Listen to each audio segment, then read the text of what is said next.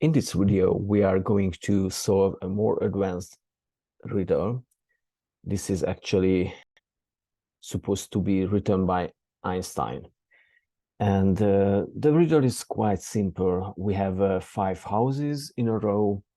Each of those houses have different properties. For instance, they have different colors.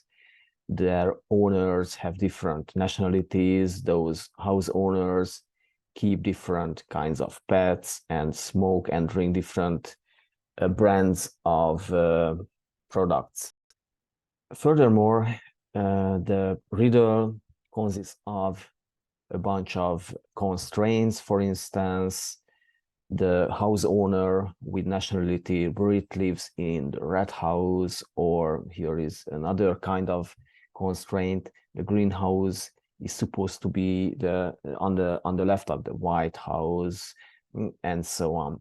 And the final question is, who owns the fish? This is what we want to figure out.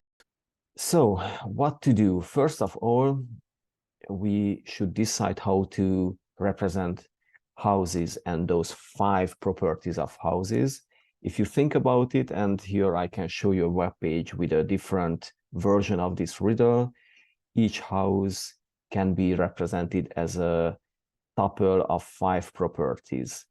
For instance, this color property and the nationality property on the pet property, we have 5 of those for each houses.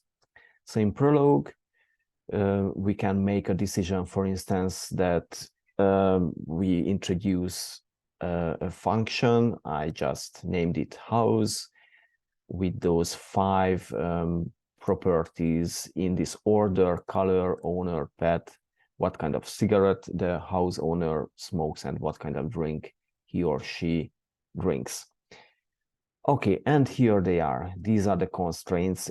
In those constraints, we use this representation I just showed you.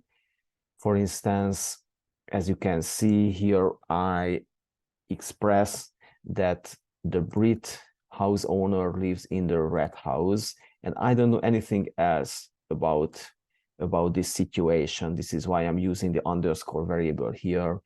Yeah, so this is how we express the first constraint here. Or in a similar way, I can express that the Swede house owner keeps a dog as a pet, right? So this is how I'm doing that.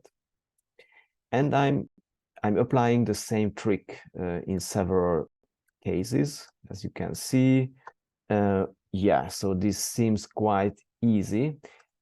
Okay, but for this trick, I'm using this member predicate, which is part of the SWI Prolog library. This predicate checks if the first parameter is an element of the list in the second parameter. And this is what I'm doing here. I'm checking if this house with those properties can be found or is contained by this list of houses.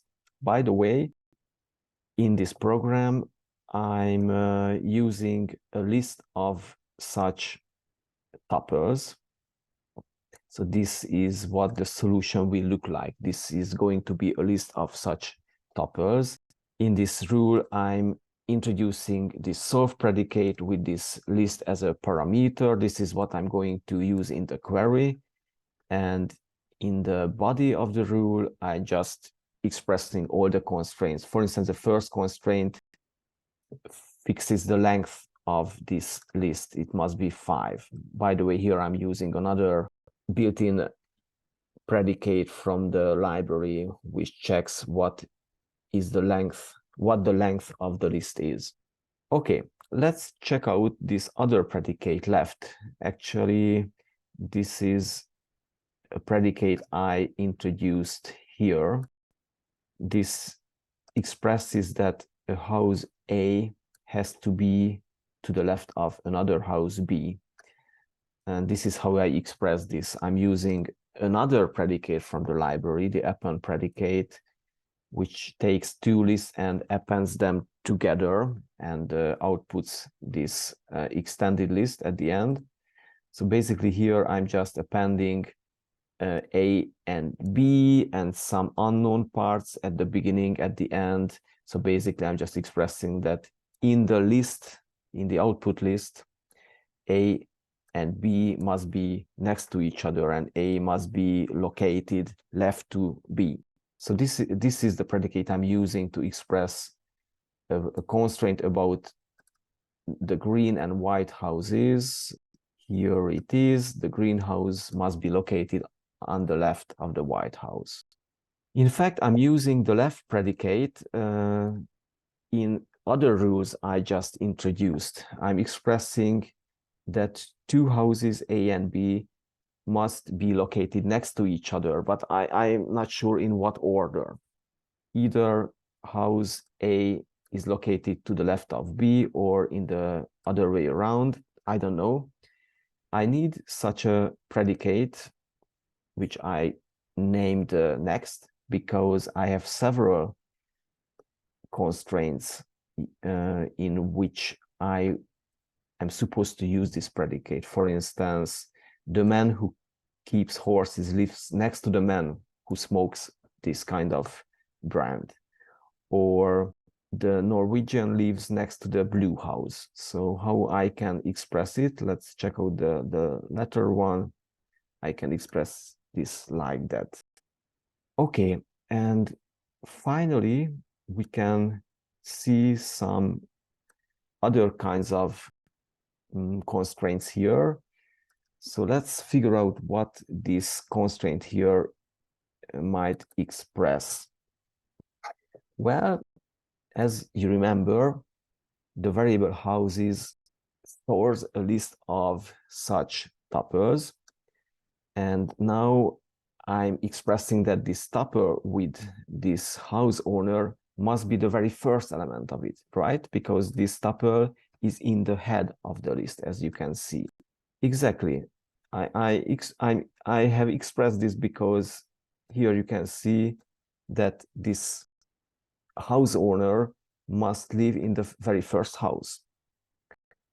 Or if you check out this constraint, it fixes that the house where whose owner drinks milk must live in the third house. I'm not sure who lives in the first house, who lives in the second house, or in the fourth or fifth houses, but it is sure that in the third house the owner drinks milk, as it is explained in this constraint here. In the center house, the man drinks milk. Okay, finally, here is the question: who owns the fish? Well, I'm just expressing that there must be a house where the pet is a fish. Okay, so let's just call this predicate from the query. And here you can see the solution in a very nice form. And from this table, you can see in what order the houses follow each other. So the first house is yellow, the second one is blue, and so on. In the first house, as we know, the Norwegian owner must live, or in the center house, the owner must drink milk. So everything seems quite nice. And let's just look for the solution. Yeah, here it is. So in the fourth house, we can find the fish as a pet, and it is owned by a German man. So this is what we were looking for.